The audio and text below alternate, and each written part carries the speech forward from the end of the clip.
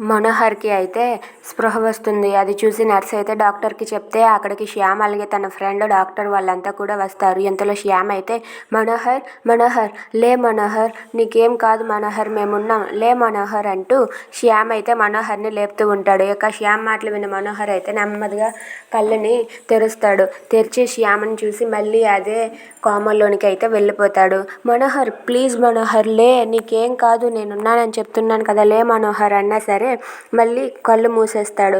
అది చూసి డాక్టర్ అయితే మళ్ళీ ఒకసారి చెక్ చేసి ఇలా అంటూ ఉంటారు, ఈయన మళ్ళీ కోమాలోనికి వెళ్ళారు అని చెప్పి అంటాడు.